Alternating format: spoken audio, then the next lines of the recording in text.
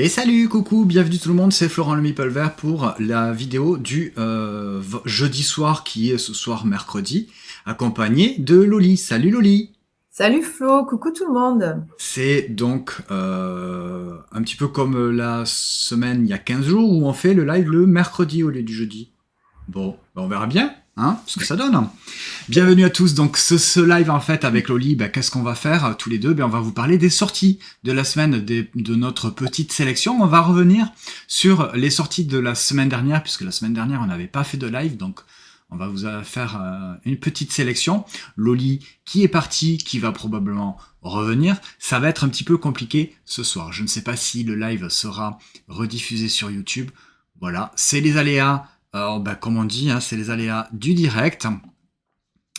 On va tenter quand même donc de faire ce live pour vous proposer une petite sélection des sorties de la semaine dernière, mais également des sorties de cette semaine.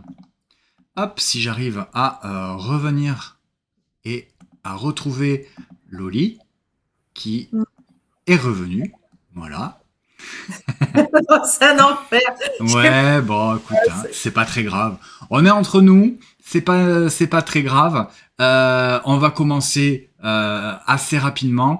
D'ailleurs, tout de suite, pour vous parler de ce premier jeu, donc sorti de la semaine dernière, deux pommes, trois copains, qui se jouent donc de 2 à 6 joueurs à partir de 8 ans, des parties d'environ 15 minutes.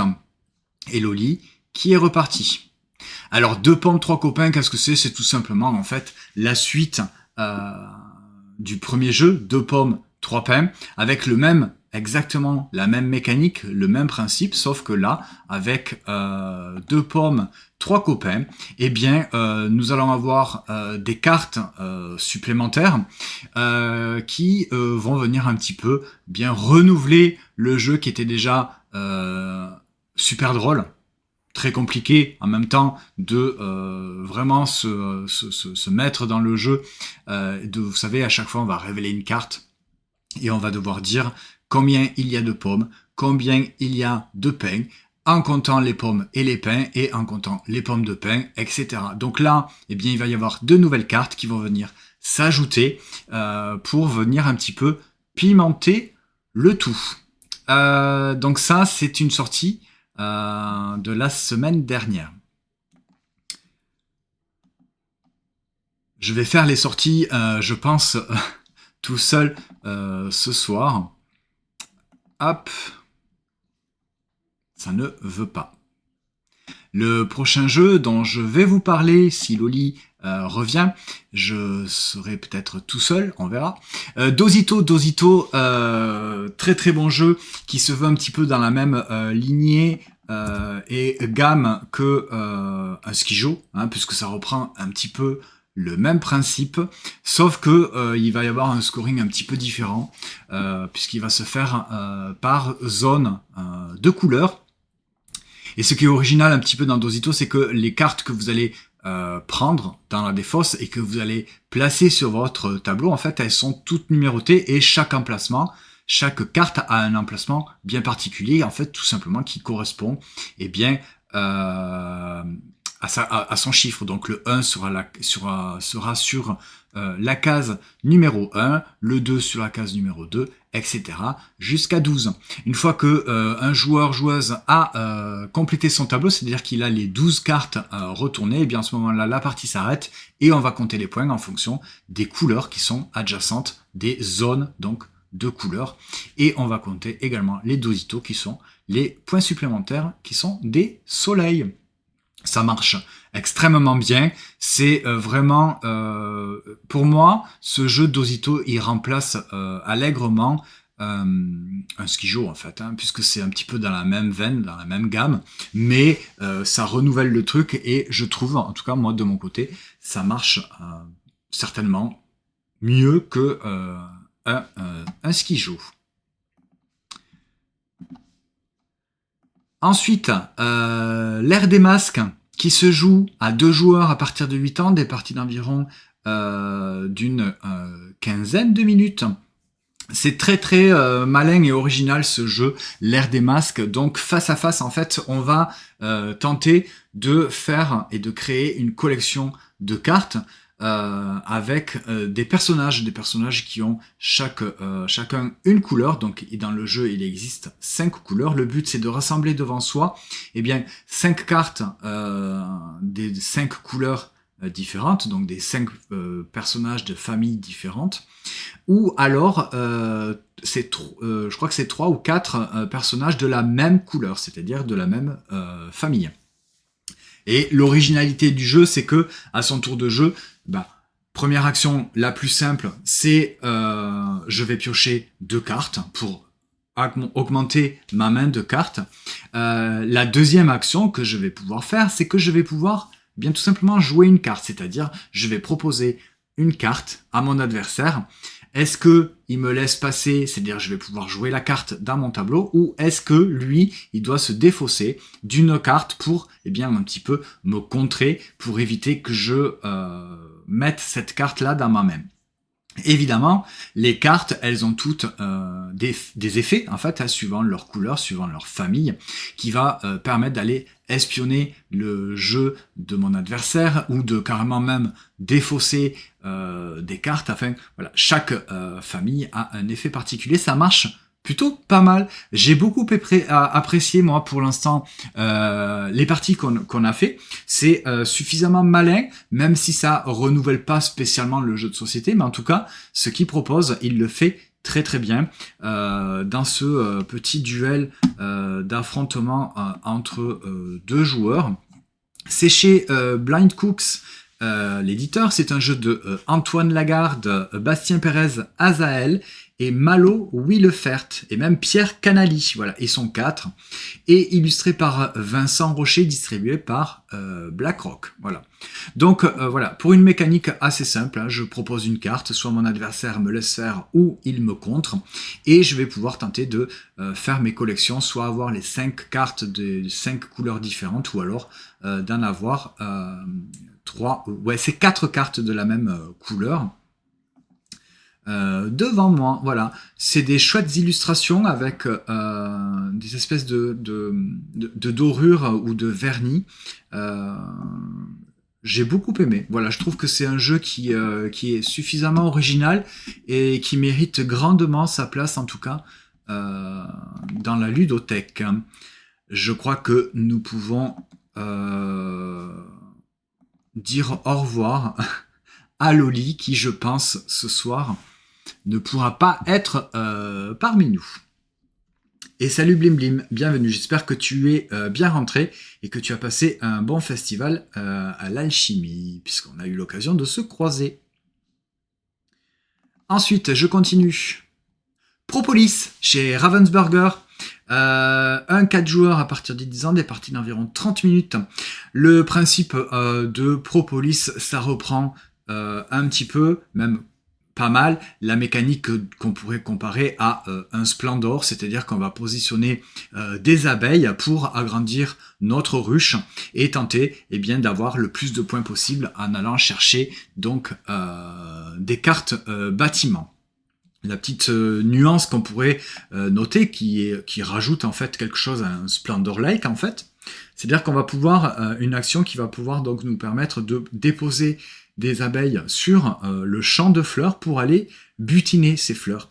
Et ces fleurs, donc vous le voyez, elles vont nous permettre donc d'augmenter nos ressources. Donc chaque fleur a une couleur qui va nous permettre donc d'augmenter sur notre piste. Et ces pistes-là, en fait, c'est des ressources tout simplement qu'on va pouvoir donc dépenser pour aller acheter des bâtiments. Ces bâtiments-là vont avoir plusieurs informations, en plus donc du scoring, qui soit des points bruts ou des conditions de scoring. Ils vont avoir également des lettres qui vont nous permettre également d'avoir des scorings supplémentaires, mais également des ressources permanentes. Par exemple, on pourrait avoir, je ne sais pas si on voit vraiment, mais on pourrait avoir une carte qui nous dit, bien, maintenant vous avez une réduction, par exemple, des fleurs orange, admettons. C'est-à-dire que si je veux acheter un bâtiment qui me coûte en fleurs orange, suivant le nombre de cartes que j'aurai, qui correspond à la couleur orange, qui est mentionnée en haut de la carte, ça me fera tout simplement une petite réduction. Donc c'est vraiment du Splendor-like. avec cette petite gestion de ressources qui va me permettre de construire un espèce de petit moteur, aussi bien de ressources également, mais également de points de victoire. Et puis il est quand même assez joli, et, très bien illustré. J'aime beaucoup l'univers, j'aime bien le thème, je trouve ça rigolo, et le matériel est vraiment quand même très très cool. Je trouve ça vraiment très très bien fait. Donc là, on le voit, par exemple, voilà, le coût de la ressource qui est en bas, ce que ça rapporte en haut et les scoring. Et donc là, on voit la piste de score, enfin la piste de ressources. C'est donc chez Ravensburger. C'est un jeu de Molly Johnson et Robert Melvin et Sean Stakevich, illustré par Dylan Mangini. Voilà pour Propolis, qui est donc, je le rappelle, sorti la semaine dernière. Ensuite, chez Gigamic, on peut vous parler de Medievalon qui est sorti, donc toujours pareil, la semaine dernière dans la gamme Biseau chez Gigamic de 5 joueurs à partir de 8 ans, des parties d'environ d'une vingtaine de minutes. C'est Cohen Backenstein qui est l'auteur et également l'illustrateur de Medievalon dans ce jeu où très simplement la mécanique c'est que je vais pouvoir jouer des familles de cartes. À chaque fois que je vais jouer une famille de cartes, qui est au minimum 3 cartes, je vais faire l'effet tout simplement de la carte. C'est dommage qu'il n'y ait pas de photo, puisqu'il y a quand même pas mal de familles différentes avec autant d'effets différents. Les illustrations sont vraiment très sympas. Moi j'aime beaucoup Medievalon, on en a fait quand même déjà pas mal de parties, et c'est toujours très sympa. Plus on y est, plus mieux c'est, puisque il y a vraiment quand même une très très forte interaction entre les joueurs, puisque il y a des cartes qui vont permettre d'aller, je pense notamment par exemple à l'assassin, tout simplement d'aller défausser une carte chez son adversaire. Et effectivement, Nancy, tu le dis, on en refera. Ouais, parce que c'est tout simple au niveau des actions à faire. Hein, tu vas pouvoir piocher des cartes, tu vas pouvoir défausser simplement une carte, mais en faisant l'effet. Tu vas pouvoir également jouer des familles. Le but pour gagner et pour remporter la partie, c'est d'avoir 3 familles devant soi. Et bien, c'est pas si simple que ça, puisque forcément, vos adversaires ne vont pas vous laisser faire. Donc, c'est vraiment pas compliqué, et les illustrations sont quand même vraiment super mignonne. Ça fait vraiment penser à des illustrations d'une BD. Voilà pour Medievalon. Et on finit pour les sorties de la semaine dernière, donc les sorties du 8 mai, avec l'extension Amérique pour Wingspan. Qu'est-ce que ça va rapporter cette extension? Eh bien ça va rapporter les oiseaux-mouches, hein, les petits colibris, en fait qui vont donc s'ajouter, alors non pas dans les cartes oiseaux classiques, mais dans un petit plateau supplémentaire. Ces oiseaux en fait vont nous permettre de tout simplement collecter des ressources en plus, mais également d'augmenter sur des pistes de ressources spécifiques aux oiseaux-mouches, qui vont donc nous donner des scorings supplémentaires. C'est super mignon. En plus la boîte elle est verte, mais cette mécanique qui vient un petit peu ajouter ces petites cartes d'oiseaux-mouches et aller voir un petit peu ailleurs que les mécaniques, on va dire, classiques qu'on connaît de Wingspan. Ça rajoute, sans l'alourdir. J'ai très très hâte de l'essayer et d'y jouer pour vous en parler dans un prochain débrief ludique, où là on aura de quoi vraiment vous parler du jeu après y avoir joué. Donc avis aux fans de Wingspan, je pense que c'est une extension qui vraiment peut mériter de s'y attarder dessus, parce que d'après ce que j'ai vu, ce petit plateau supplémentaire et un plateau perso qui va permettre d'augmenter sur des pistes pour avoir du scoring et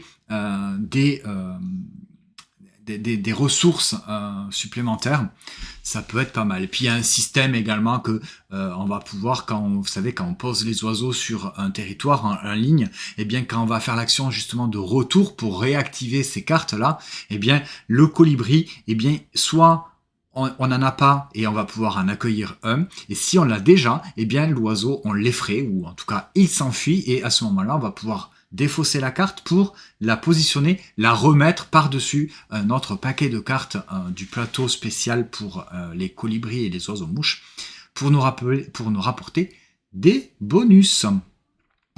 Voilà donc pour Wingspan et cette nouvelle extension. Et donc pour les sorties du 8 mai.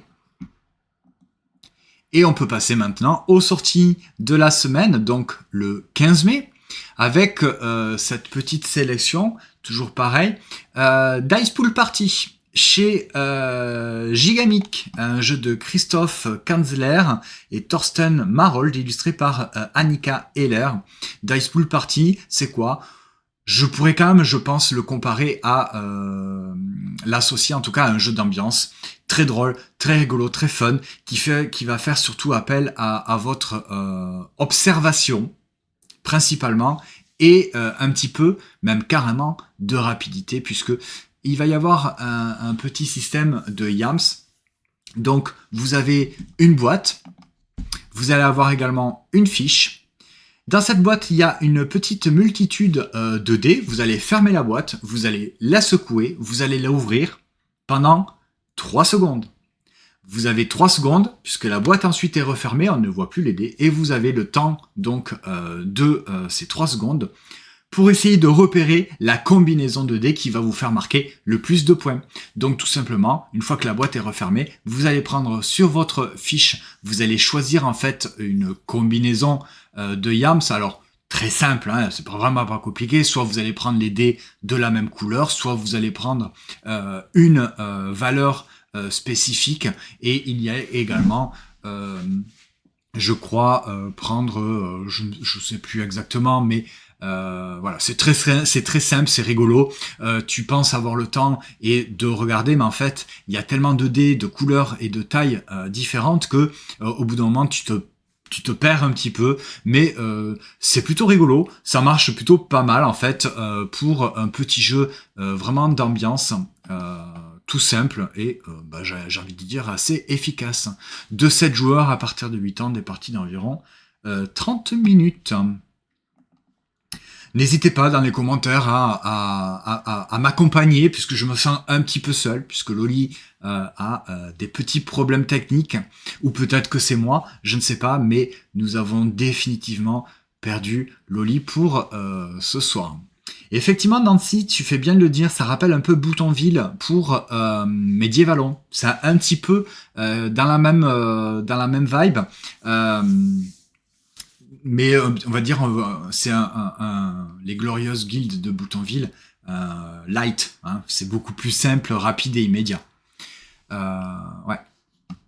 Alors, ensuite, on va peut-être un petit peu s'attarder sur First Giants quand même, parce que il sort donc cette semaine chez les Space Cowboys de 5 joueurs à partir de 10 ans pour des parties d'environ 30 minutes.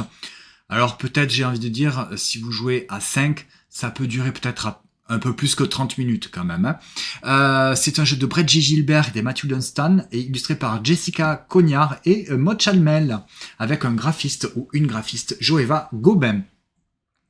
First Giant, c'est qu'est-ce que c'est ? Eh bien, nous sommes des paléontologues peut-être, ou en tout cas, nous allons aller sur des sites de fouilles pour récupérer des ossements, tout simplement, qu'on voit au centre du plateau. Il y a plusieurs sites de fouilles. Je vais positionner un de mes jetons pour récupérer une carte. Le but, c'est de faire des expositions.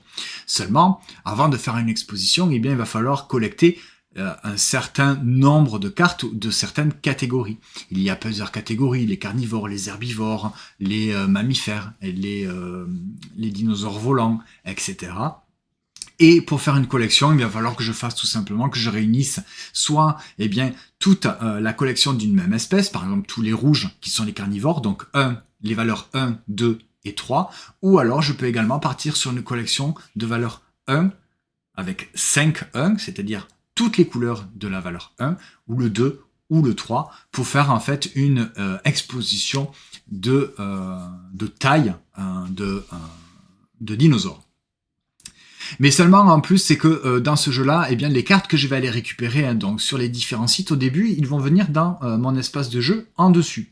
Et c'est ce qu'on va appeler en fait une petite création de moteur, puisque ces cartes-là vont avoir plusieurs effets, soit des effets immédiats hein, qui sont applicables une fois que je la prends, ou alors également des effets permanents qui vont me permettre donc de collecter soit des points de victoire, soit de l'ambre, soit également de pouvoir faire des expositions gratuites ou pas. Et l'ambre, donc, vous allez me dire à quoi ça sert. Eh bien, l'ambre va me servir à faire, justement, à les dépenser pour faire des expositions. Puisqu'à mon tour de jeu, au lieu de placer un de mes jetons sur un des sites de fouille pour récupérer une carte, eh bien, je peux décider de faire une exposition. Je vais dépenser, donc, autant d'ambre, de jetons ambre, que les valeurs de cartes que je vais vouloir exposer. Si je fais une exposition d'une carte 1, eh bien, je vais devoir dépenser un ambre. Et à ce moment-là, eh bien, je vais faire mes expositions pour tenter eh bien, de récolter des objectifs, mais également des petits, alors j'appelle ça des chevalets, mais c'est pas vraiment des chevalets qui vont eux-mêmes me rapporter des points. Si j'arrive à faire une collection complète, c'est-à-dire que une collection de 1, 2, 3 d'une même espèce ou des collections de 5 cartes de même valeur, je vais pouvoir prendre les petites tuiles objectifs qui vont me rapporter des points. Et en plus, je vais pouvoir retourner ces petits jetons chevalets qui vont me rapporter des points supplémentaires. J'en ai fait ma review sur Insta aujourd'hui. Et comme je disais, c'est vrai que sur ce jeu-là, la première partie que j'avais faite, j'avais été un petit peu mitigé. J'avais pas spécialement trop accroché, ça m'avait pas déplu, mais bon, je me suis dit ouais, ok, pourquoi pas, mais bon, sans plus. Et en fait, au fur et à mesure que j'y joue, aussi bien à 2 que on a fait également à 4, et ben en fait, je trouve que c'est un jeu qui est quand même assez plaisant à jouer. Il révolutionne pas des mécaniques, ou en tout cas vous n'allez pas être super enjoué à jouer à ce jeu. C'est un jeu qui se joue assez calmement, même si on n'est pas chacun dans son coin, puisqu'il y a quand même une course à l'objectif et au point, et puis il y a l'interaction de justement de les adversaires vont peut-être prendre les cartes que je voulais moi prendre. Donc il y a quand même une petite interaction et cette petite tension. Mais ça reste pour moi, je trouve, un jeu quand même assez tranquille, où on va tenter de récolter les bonnes cartes et pouvoir les exposer et que ça nous fasse des points supplémentaires. Mais effectivement, oui, les icônes sont assez rapides à appréhender. C'est vraiment pas compliqué du tout. Tu trouves qu'on se bloque facilement.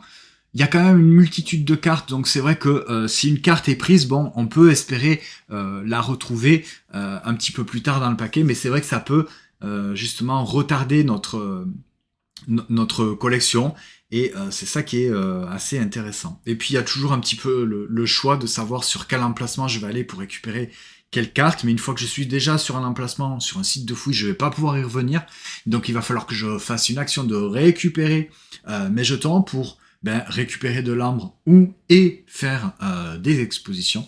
Donc voilà, il y a aussi un peu un tempo à gérer. Donc pour moi, c'est un jeu qui se joue très simplement, tranquille, mais avec cette petite tension de surveiller un petit peu les autres, ce qu'ils font. Hein. Si je vois que mon adversaire a un petit peu d'avance sur moi sur telle ou telle collection, je me dis je vais le laisser faire, tant pis, je vais partir sur autre chose, puisque peut-être que j'aurai plus de chance sur une autre. Voilà. Merci Bloody Phoenix 73 pour le follow et bienvenue. Et je profite pour saluer également le petit caribou qui nous fait un coucou. Coucou. Voilà donc pour ce chouette jeu First Giant qui est en plus qui est très joli. Je trouve que les illustrations alors c'est Maud Chalmel qui a fait les illustrations pour la boîte et Jessica Cognard pour les illustrations du matériel du jeu. Et en fait Jessica Cognard c'est une illustratrice naturaliste. Donc on est vraiment sur des illustrations très naturalistes, hein, voilà, tout simplement. J'ai pas d'autres mots, mais c'est naturaliste, donc j'ai envie de dire réaliste, hein, voilà. Mais c'est voilà, c'est un univers sympa. Moi, je trouve que plus j'y joue et plus j'apprécie en fait, j'apprécie le jeu. Allez, en suivant, je vais vous parler de Green Vaders et Nancy qui est là. Tu vas également pouvoir nous en parler puisque tu en as fait une chronique également sur, hop là, sur ta page Insta. Hop, donc Green Vader, qu'est-ce que c'est? Eh bien, c'est grossièrement, c'est un morpion en fait, hein, c'est-à-dire que vous allez devoir tenter de aligner 3 cartes, non pas de votre propre couleur, mais d'une des couleurs de plantes qui est proposée. Les Green Vaders envahissent notre ville, enfin peut-être que c'est même nous, les Green Vaders, et on va tenter en fait tout simplement d'atteindre le centre-ville. Comment ça va se jouer? Très simplement, à mon tour de jeu, je vais jouer une carte dans mon espace perso, dans ma grille de 3 par 3 pour essayer de faire un alignement de 3 cartes de la même couleur. Mais c'est pas aussi simple que ça, puisqu'il y a certaines cartes qui ont des petits pouvoirs et des contraintes de pose. C'est-à-dire que si je pose une plante rouge à côté d'une plante bleue, eh bien je vais pouvoir faire son effet. Je suis même obligé de le faire. Et il y a là, donc c'est parce que c'est chacun, en fait, son petit tableau de 3 cartes. Et il y a une interaction puisqu'on va pouvoir aller tout simplement déplacer des cartes dans son espace ou dans l'espace de son adversaire. On va même pouvoir carrément en supprimer et on va avoir le petit bonus d'aller également jouer une carte et d'aller se servir dans la rivière de cartes et de l'ajouter à notre jeu. Et potentiellement de faire encore d'autres combos. On y a joué à 2. À la base, c'est un jeu qui se joue principalement à 2 joueurs. Mais nous, on y a joué à 4, puisqu'il y a une variante, il y a un mode, en tout cas à 4 joueurs. Et là, vraiment, je le trouve très très bon. J'aime beaucoup la variante à 4 joueurs qui se joue donc en équipe. Et on va pouvoir vraiment interagir avec son coéquipier et se mettre d'accord pour mettre en péril l'invasion des plantes de ses adversaires. Ça marche, ouais. À 4, ça marche super bien. Moi, j'ai beaucoup apprécié. D'ailleurs, tous les 4, on a beaucoup aimé. Donc, Green Vader, vous voyez, c'est pas un gros budget. C'est très fun, c'est très familial et accessible. Mais voilà, il y a un petit truc qui fait que on aime bien. Et c'est plutôt fun, rigolo. Et ça marche très très bien. Merci beaucoup Valzer01 pour le follow et de nous rejoindre ce soir.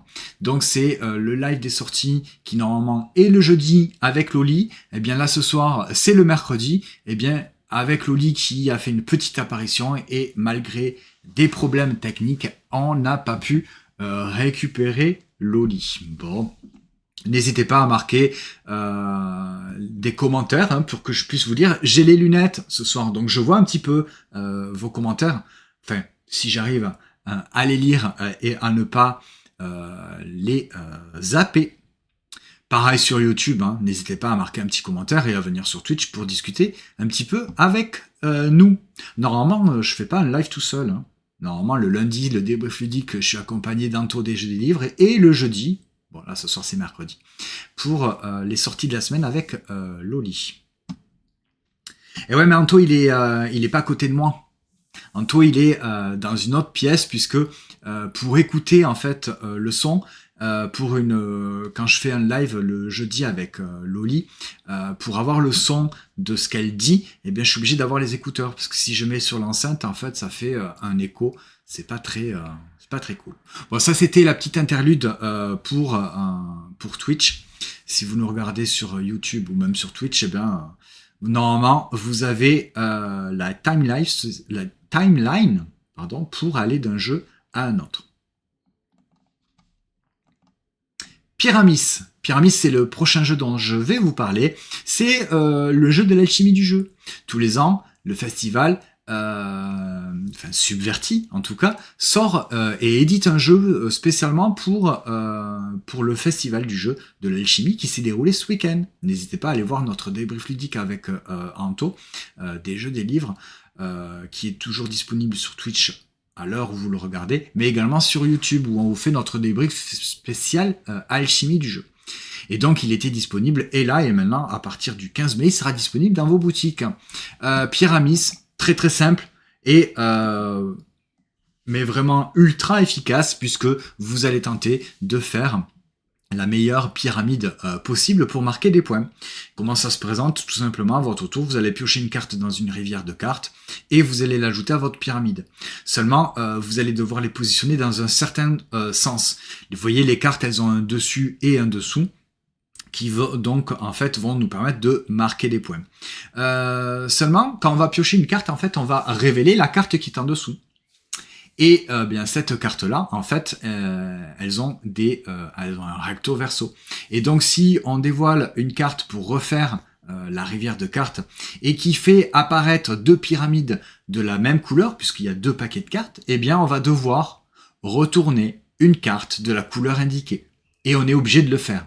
Des fois c'est bien, puisque là, en l'occurrence, si je retourne cette carte qui était dans l'autre sens, c'est-à-dire que les trois pyramides elles étaient en bas, elles ne marquent pas, puisque les pyramides qui sont dans le bas de la carte ne me rapportent aucun point. Par contre, si elles sont en haut de la carte, c'est là qu'elles vont rapporter des points. Donc là, par exemple, dans cette carte, dans cette situation, la carte verte, hop, elle est retournée, eh bien là, je vais pouvoir marquer les 3 points à la fin de la partie.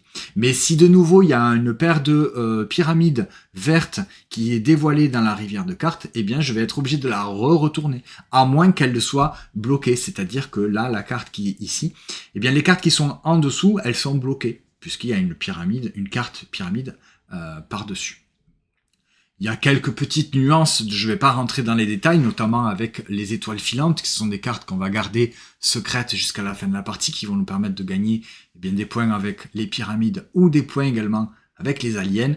Mais voilà, ça reste très accessible et ultra et efficace. Vous voyez, la rivière de cartes que je disais, là ils ont présenté un petit peu spécialement, donc il y a la rivière de 3 cartes, et là il y a les 2 paquets de cartes. Vous voyez, donc là, il y a sur ce paquet-là, eh bien un rose et une rose et une rose, eh bien je devrais retourner une carte rose dans ma pyramide. Admettons si ça se produisait maintenant, eh bien le joueur qui est situé ici, en face de moi, devra retourner cette carte, à moins qu'il ne l'ait déjà fait. Donc voilà pour Pyramis. Donc je disais c'est chez Subverti, c'est un jeu de Joan Dufour et illustré par Léane Loubert. Et pareil pour un petit prix relativement assez accessible.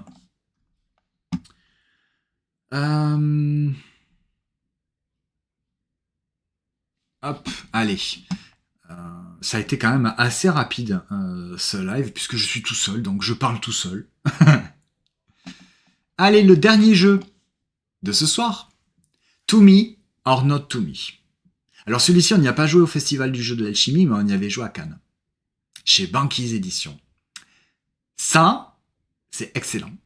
C'est un très très bon jeu, très malin. Il faut pas jouer, je pense, à 3. Je pense qu'il faut vraiment jouer direct à 6. C'est carrément et clairement un jeu d'ambiance, même si c'est pas une ambiance où on va gueuler ou quoi. C'est pas un jeu d'ambiance comme on pourrait l'entendre, mais quand même puisque c'est un jeu qui va jouer justement sur l'interprétation. En tout cas, on va donner des indices, puisque en début de partie, on va recevoir un mot secret, mais qu'on ne connaît pas.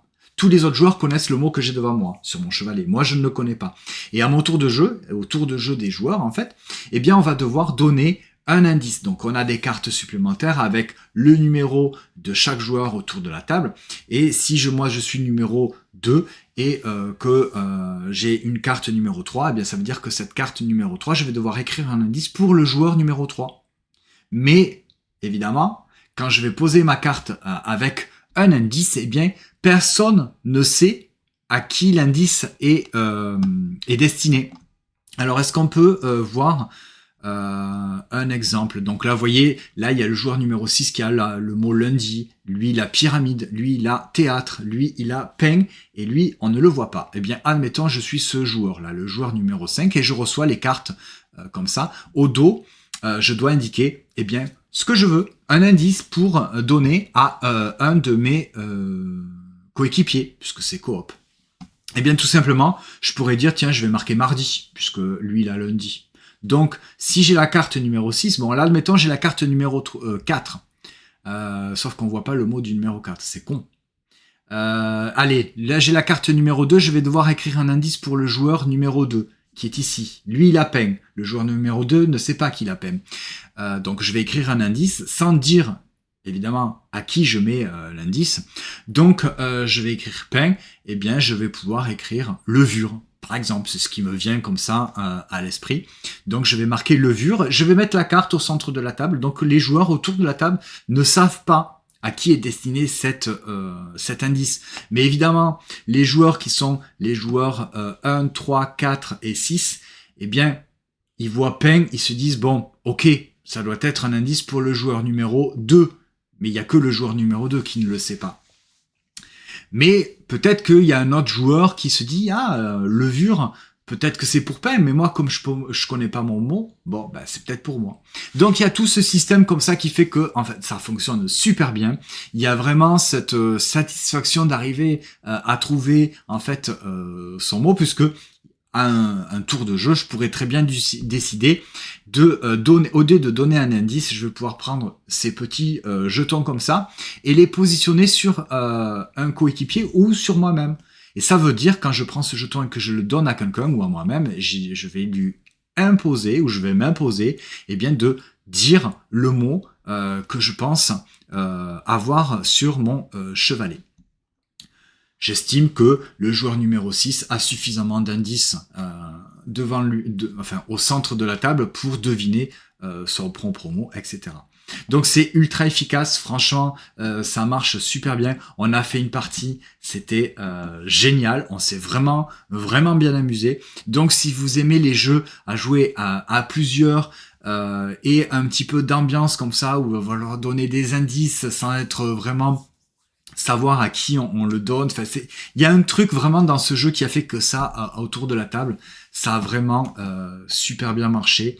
Il y a un peu de déduction, ouais, effectivement, ouais, puisque en fonction des indices, on s'est dit, bah, cet indice-là, je vois pas à qui il peut être destiné, ça correspond pas à rien, donc ça doit être à moi. Donc, si j'ai au moins un ou deux indices que je ne vois pas à qui ça concerne autour de la table, je me dis, bon, bah, ça doit être pour moi, avec levure, par exemple, pour reprendre mon exemple, levure et baguette, par exemple, je dis, allez, je dois avoir le mot pain. Donc je le dis, et à ce moment-là, c'est comme ça qu'on va réussir à marquer des points. Voilà donc pour, eh bien c'était le dernier jeu, To Me or Not To Me, chez Banquise Édition, un jeu de Jenny-Laure Bémont et Jérémy Bémont, illustré par Jérôme Soleil. Et je vois le prix 17,90, franchement allez-y si vous avez envie d'un jeu dans cet esprit-là, très fun, d'ambiance et où on peut jouer à nombreux, il est excellent. Et bien voilà. C'était ma petite phrase de conclusion, mais j'ai hâte vraiment aussi d'y rejouer parce que on a vraiment adoré ce jeu-là. Pour le petit débrief du débrief, même si c'est pas le débrief ludique, en tout cas le récap des sorties de la semaine, je viens de vous parler de To Me or Not To Me, Pyramis, Green Invaders, First Giants et Dice Pool Party pour les sorties de la semaine.